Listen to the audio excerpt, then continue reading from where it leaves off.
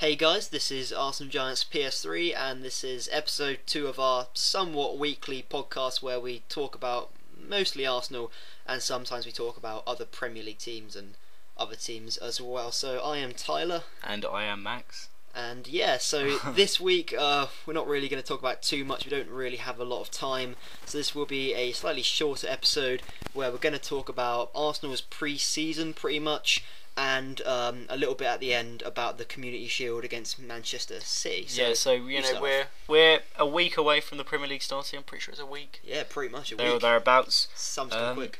We just the Championship has started today, and it's all quite exciting. And we've got a big game tomorrow against Man City. So we've got a lot to talk about, a lot to kind of look back on pre-season, and there's still rumours going about, in terms of players we're signing, players leaving, for example. Are almost confirmed. So, we've got a lot to talk about, a lot of kind of Arsenal chit-chat, along with, other chit-chat as well. Yes. Random stuff about the Premier League and football, that's what we quite like doing, really. Yeah, hopefully our, scrambled ramblings will turn out to be quite coherent. So firstly, obviously, we have the Emirates Cup, which we actually went to on the Sunday, but we'll talk about the Saturday first, and what a Saturday it was. That was quite an incredible match, really, where we beat Benfica 5-1, and Sonogo scored 4 quite fluky goals, I guess you could say. They were, typical Inzaghi. Positioning is everything. Oh, yeah. They weren't just, bounced out to him. And it was all about his positional sense, of course. So it was a really great performance from a lot of players who were on the fringes of the squad. Bellerin, yeah. Hector Bellerin, Joel Campbell, Yaya Sonogo.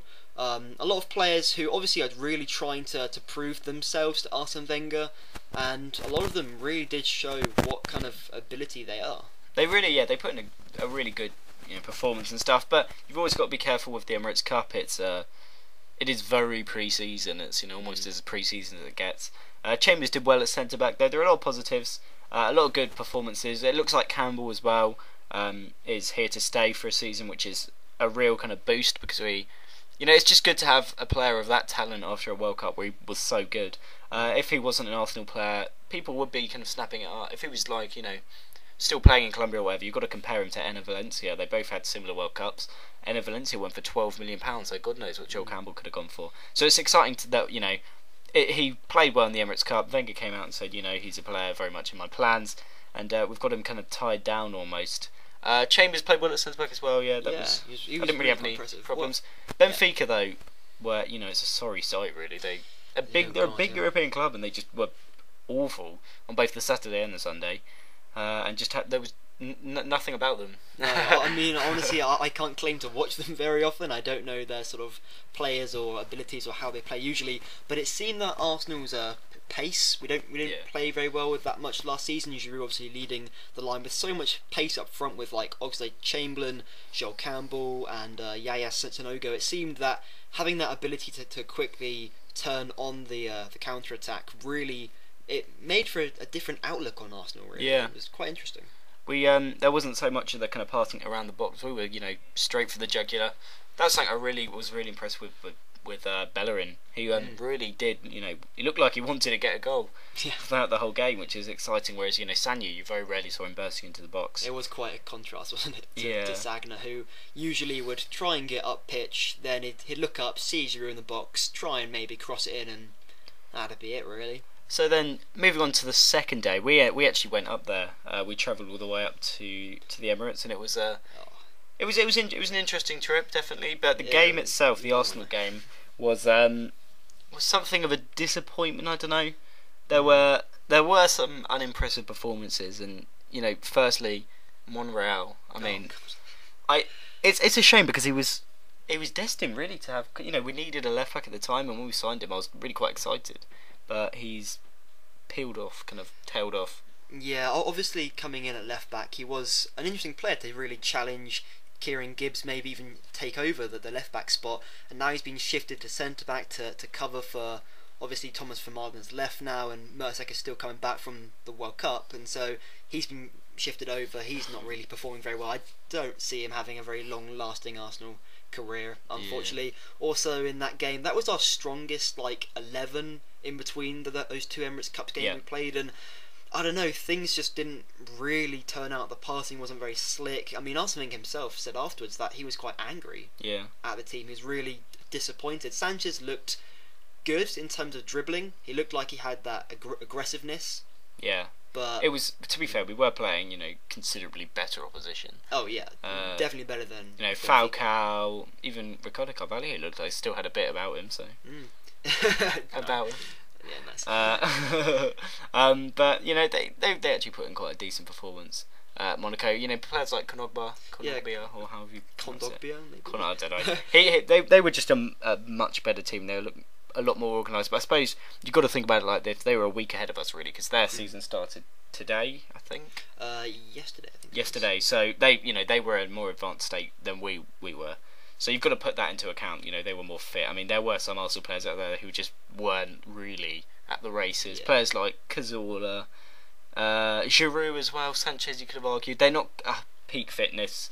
And put it this way: if the Premier League season was starting tomorrow, it would be fun. So yeah, I mean, even if we are playing Crystal Palace at home, we would have a lot of problems. I would have thought. But yeah, more talking about our trip to the Emirates. How would you sum it up? It was a really great experience. It was a very long trip, though. I mean, travelling from where we are, we had to get all kinds of transport, and it was we got boats, trains, buses, tubes, God knows everything. And yeah, it took a lot of organisation. But once we just went in the stadium, just that single moment walking in through the tunnel, and you see this ginormous stadium and the green pitch ahead of you and all those seats and all those people there, it just gives you this grand scale that football's so big. I don't know, it was really awesome. It was interesting, but the atmosphere was a bit, I don't know. I mean, we're not season ticket holders or anything, but I mean, we had Chelsea fans behind us, which was a person. I mean, they would obviously had just gone for the day because it was cheap football or something. I don't even know. They kept asking about the Chelsea score, which at the time they were losing 3-0 or something. It was who's number 16 for Arsenal? Oh, he kept on saying, who's that? Who's this? God. And even the Arsenal fans around us, they were checking their iPads every 5 seconds. They weren't even looking at the game. Some people would start some chanting, and sometimes they clap occasionally. Well, sometimes not even that. The atmosphere, though, I mean, it was atrocious. But I can only put that down to being the Emirates Cup. Oh yeah, it was a typical pre-season game. Some quarters of the stadium were really good. Some people, starting a lot of chants. Obviously, Arsenal's performance didn't really help that much. My personal favourite, though, was the 5 rings of the Mexican wave.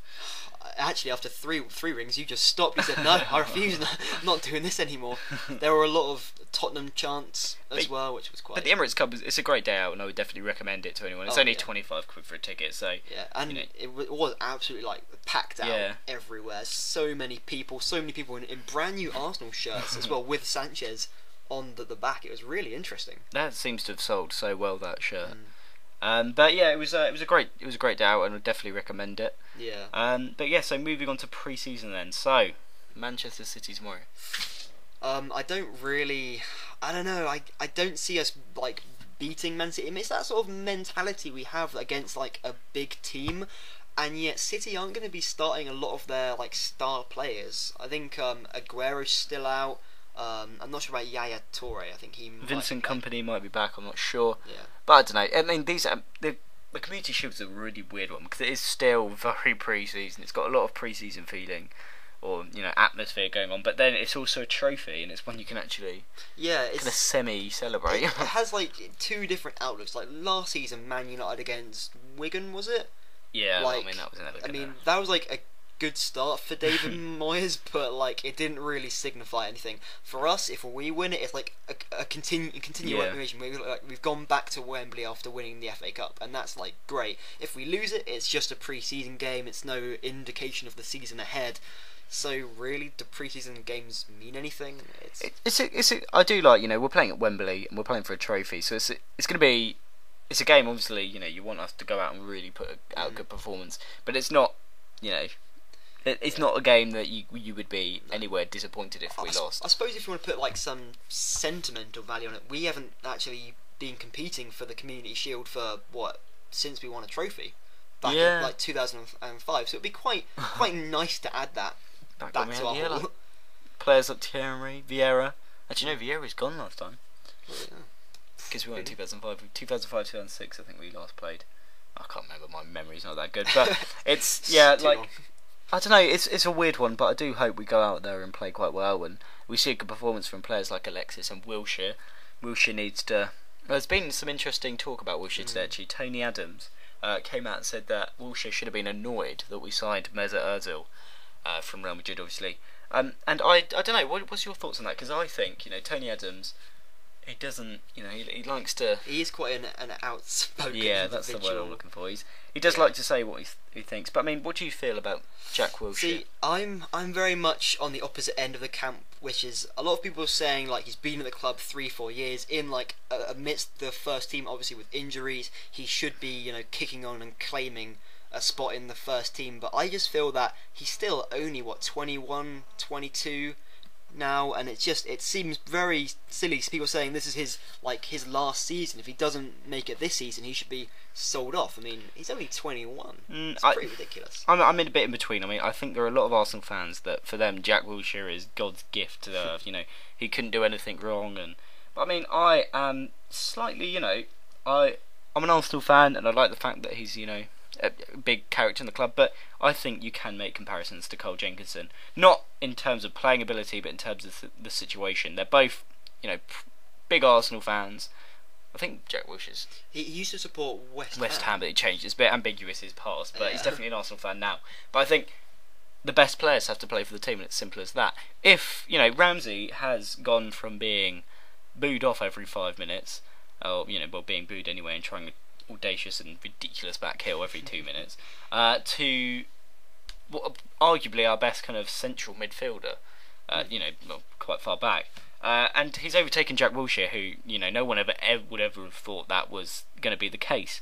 And if Jack Wilshere has another season where he's on the fringes of the first team, or not necessarily injured, if he gets a full season out, but he just fails to really break in, I think you can start asking legitimate questions about his place at Arsenal. Not necessarily selling him, that's a stupid idea, but it will become okay to start saying maybe he's not going to fulfil his potential, because as Arsenal fans, we do like to hype up our young players. It's the way, it's the philosophy of the club. We like to talk about how our young players are going to be the best, and how we've got a long-term plan. But if our players aren't good enough, there is a legitimate concern to selling them. And I mean, I don't know how old Jack Wilshere is now, like 22? 21, 22. I think, actually, to add to your point about Jack Wilshere, when you think about our team, a lot of players have really good strengths. Cazorla is much more of an attacking player. He can play out on the wing, sometimes more likely in a central attacking midfielder role. Ozil, definitely a number 10 behind the striker. Ramsey's a box-to-box player. He's strong, defensively and offensively. Wilshere doesn't have one particular strong attribute. He's very good at these short passes. He's very good at getting in amongst the tackles, but he's not very good at holding positional wise. He can't play that defensive role. He's not very good at the box to box. In terms of playing in the cam role as such. Yeah.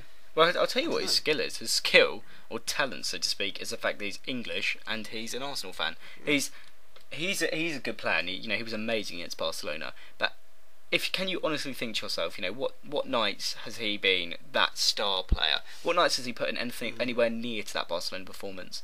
In a big game in the Premier League, he can be a great player. And don't get me wrong, I reckon he still will be. But if he does continue in this kind of there or thereabouts kind of role, where are we? Are we going to have to accommodate him purely because he's an Arsenal fan? I think that's the wrong way to go about it. I was sad that Cole Jenkinson didn't work out, but he just wasn't good enough. If we'd have kept him just because he was an Arsenal fan, we'd have had a shit ride back. We replaced him swiftly, and that's going to help us next season. We're not going to have to wait here because he's an Arsenal fan. If Gibbs suddenly became shite, he's an Arsenal fan. He's been here for ages. Same goes for Wojciech Szczesny. These are players who have been with us a long time, but there has to be a point that if they start fucking up, you wouldn't keep them in the team. It's what happened to Manchester United. You've got to make a comparison. It's harsh, but you've got to make a comparison. Cleverley was there, superstar, whatever. He was going to be the world's greatest player in 2012. And they said he was better than Wilshere and all this crap. He's done shit, and they're holding on to him, and it's actually dragging them down. If Wilshere did suddenly turn up cleverly and start really putting in poor performances, and it became so obvious, I wouldn't want him to keep him there just because he's young and English. I mean, they've got to show something about him. And I love Jack Wilshere, and I really hope he could be a future Arsenal captain. But he's not good enough at the moment, I don't think. I think the question you have to ask is is Jack Wilshere adequate enough to be a squad player? Yeah, he is. He can come in and he can do a very good performance every now and again when he's not injured. The question is, do you see him ever replacing Cazorla? Do you see him replacing Ozil? No, not really. Yeah, I mean, that's definitely a good thing. I mean, you've got to look at our squad. We're looking for a defensive midfielder. It's Jack Wilshere. I don't know, when he played against Barca, that's roughly where he played. He played deeper. He's not developed enough in that area, so much so that Wenger's actually looking for a new defensive midfielder. So he's failed in that regard, and then he's been overtaken by Ramsey. I mean, you've got to look at it that he is stagnating somewhat by not really pushing himself to the top level. I would love to see this season him have a season like Ramsey. Yeah. It would be added by the fact he's English and an Arsenal fan, but you've got to be careful with being sentimental about players purely because who they support. And I do honestly think if this time in 2 years we're still talking about Wilshere as a future Arsenal captain, maybe that day's destined not to come.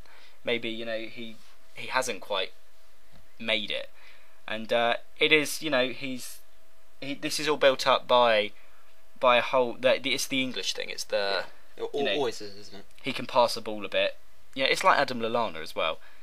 If Adam Lallana was French or something, would we really be talking about would he be getting a 25 million move? Same goes for Wilshere. Just ask yourself, if he was from France or if he was Spanish or something, would he still be as well regarded by Arsenal fans? And the pure thing is no. And I think you should really, in a football team, look at a player's ability before anything else. That's pure and simple how I see it. It should be a bit of a meritocracy. Yeah.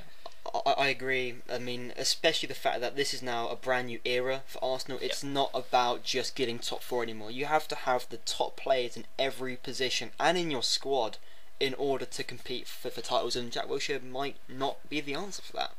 So, in terms of a replacement, I guess. I mean, yeah, you don't. Maybe it's probably too early to talk about anything like that because I still reckon he can make it, but you've got to look at it, and I hope Wenger's not going to be sentimental when he's dealing with Jack Wilshere. I mean, imagine if other players were smoking. Imagine if we saw Mesut Ozil smoking. Everyone would say, "Oh, for fuck's sake!" And it'll be all the Daily Mail articles will be flying out of out of this world. So you've got to compare these kind of issues and the treatment of players, not just because of where they're from.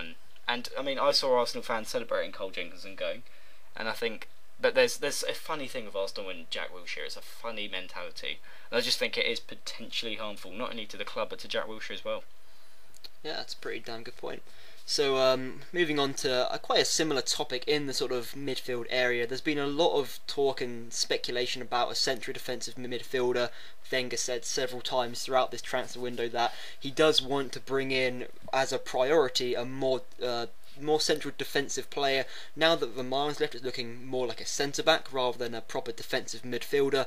But there are options out on the market, and when I say options, I mean these come from transfer rumours and newspapers, such players as like Carvalho, Sami Khedira, Schneiderlin, who doesn't look like he's going to be leaving Southampton anytime soon, Pogba, and of course Arturo Vidal. A lot of them are unrealistic, just kind of paper talk, but some are pretty genuine options out there, especially Carvalho, who apparently his price is dropping. Apparently Sporting aren't asking as much. Obviously a lot of these are rumours, but in recent years you just think Arsenal could use some strength in that midfield, especially in a partnership with Aaron Ramsey. Yeah, we've got a potential this season really, and if we spend the money, we can finish well. Like, we can actually challenge for the league, and you can't really pussyfoot around with money here. I mean, if Carvalho comes, well, it was like Khedira. The fact that we had to pay a massive wage demand was a damaging kind of aspect on the deal. But I think with Carvalho, I'm happy to see us pay a big price because it's a player that we really need. We are, we saw Arteta in the Emirates Cup playing in that role, and Flamini, they're not good enough. They're good players, they're good squad players, but they're not good enough. And we really just need to we need to spend big. We need to continue. These kind of spending sprees are always good for a club, especially when you've got someone as shrewd as Wenger spending the money. We haven't lost a big player this season. We've got to kick on and getting the players we do need. And I would quite like to see Carvalho. How do you say it? Carvalho? I think it's Carvalho, but I could be entirely wrong there. Oh, God knows how. But he looks like a decent player, but I don't know. I mean, I'm not going to pretend and sit here I watch the Portuguese league, because I can imagine if anything worse. But I don't know. It would be a player that could, pardon me, add a lot to our game. A bit of kind of a rock in that midfield. But I'm not entirely convinced by how good he is going forward. No, and a lot of aspect about Arteta, well, not so much Flamini, is their ability to like transition the play from defence into attack. You don't need to be quick; you need to be agile and on your feet. And passing the ball, is Carvalho the answer to that? And in the same instance, is Khedira too attacking? He's too similar to Aaron Ramsey to really play that defensive role. Could he play it? Probably. He's got a load of experience. He's a great player, but I'm not sure if Khedira. I don't know. It's a really difficult question to answer. I mean, the real kind of player we're looking for, let's face it, is a kind of Xavi Martinez type of player. Yeah. A player that can play both central defensive midfielder and centre back, and who just sits there like a Busquets, but he can also pass and keep the play going. Carvalho, or Carvalho, how you say it, he looks to me, from what I've seen on, let's face it, YouTube, I actually did play a couple of World Cup games. I remember watching him there, but like, his passing isn't really there. My fear is that it'll be a bit like, shoving a rock in the middle of our free-flowing midfield, and that's not what we want. To be fair to Arteta and Wilshere when he plays there, they can keep the play going. If we just have one player who's just going to not purely defend and not add anything at all going forward, I think that could be damaging. Really, and it's one thing that I do think we missed out on, and Wenger did do badly with Vermaelen. In Vermaelen, we had a perfect central defensive midfielder. Really? We had a agile, decent centre back who could, he was quick enough to play there, and his passing game was never bad. And I think we could have just sat him there, but for some reason or other, Wenger prefers Mikel Arteta. We'll never know why.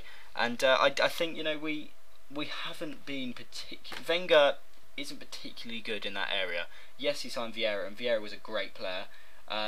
But since then, has he signed anyone that good?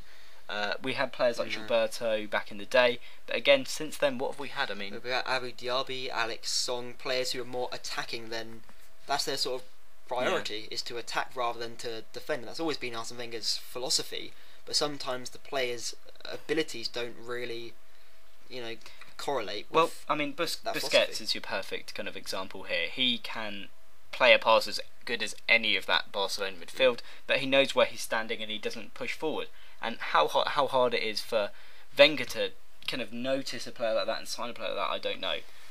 But we really, really do need to kind of bring in a player that can just kind of keep the midfield ticking while not leaving holes. And it's at the same time, you need somebody strong enough where you are getting overrun in midfield, like in those games against Liverpool, against Chelsea, where we got thrashed, against even Manchester City. We need somebody holding who's strong enough to not get overrun, but it's very easy. You can be overrun in two different senses, through strength or through passing. Yeah.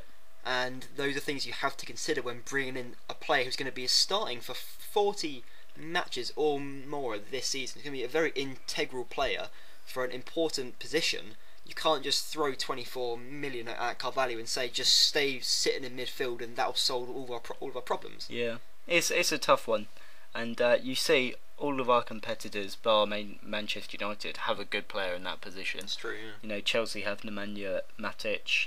Manchester City obviously have he's slightly more going forward than perhaps we would like, but Yaya Toure. Yeah. And Yabi Garcia, who does a very good job there. And even Liverpool have kind of Steven Gerrard, who is becoming more of that player.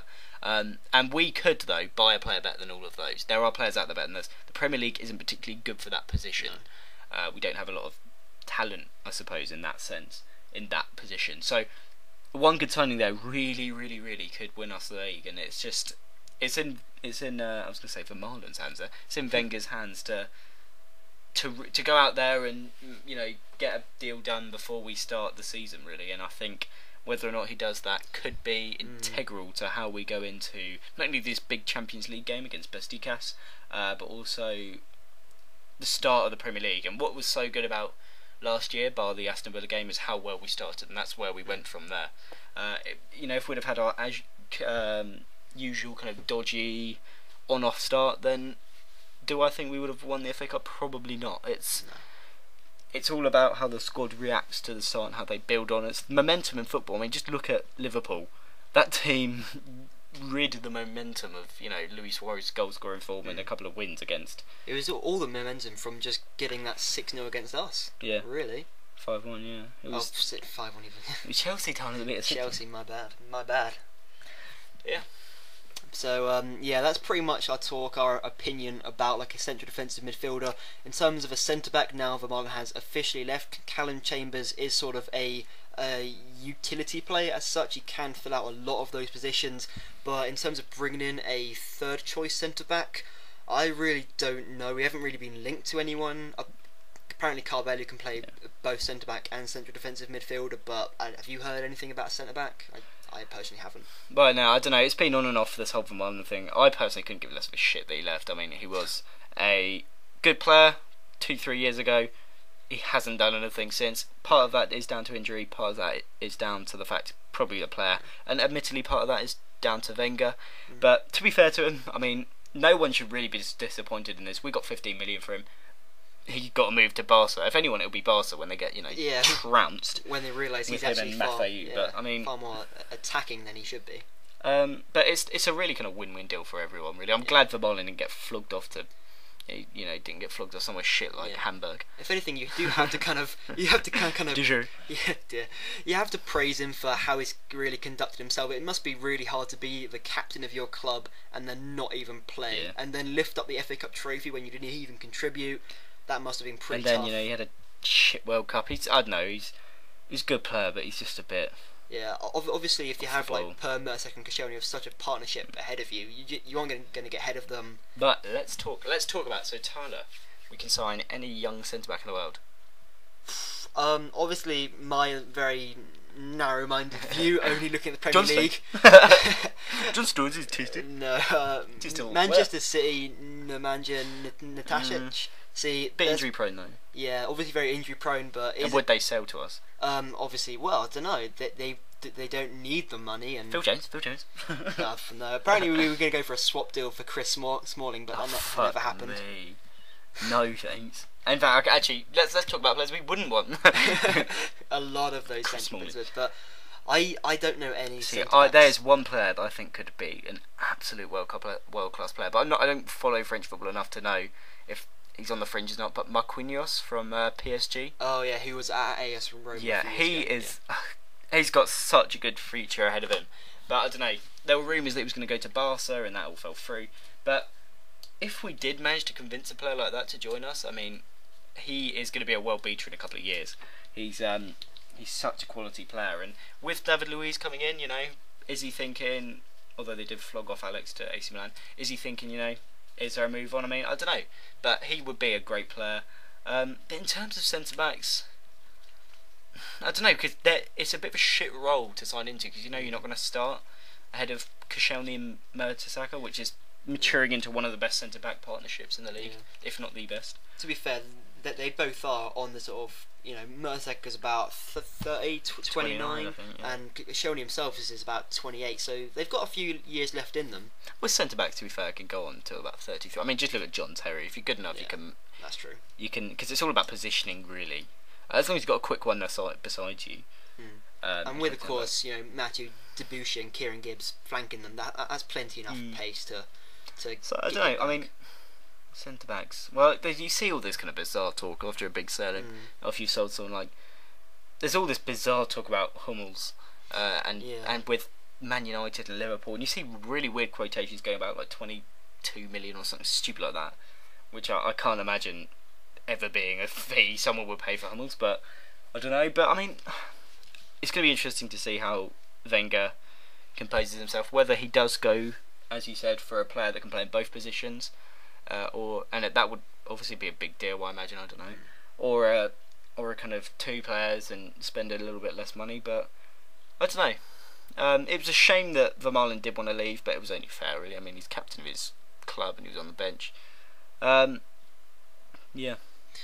So yeah, I mean that's pretty much wrapping up like the pre-season, our transfers as so far as they've happened. Obviously, this is a much shorter video than before. They're obviously doing them weekly. We haven't quite worked out the format and how we want to do this.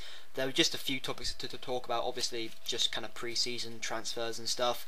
We're not sure when the next podcast will be, considering that I'm actually going to stay up with my sister. In terms of recording this, it might not be for some time. We're hoping to do it on the line through headsets and everything, but we'll just have to wait to see. So another episode might not come out until maybe September, early September. We're not really sure at this point, but in the meantime, hope you enjoy this anyway. Leave any sort of comments, feedback, any sort of, if you want to add to what we've been talking about in this video, please feel free to leave a comment. Anything left to add, Max? That's an open question. I would like to add, Tyler, personally. That I hope Liverpool get relegated. Well, I'm pretty sure that's every Arsenal. So, all of a sudden, Liverpool have become like our main competitive rivals. And they make a big BT advert. You know, they play Leicester at the BT adverts. King Power Stadium and get beaten 4-1. King Power. Oh God, no more of that. So, anyway, guys, thank you for listening in. Hope you enjoyed this, and yeah, goodbye. Right.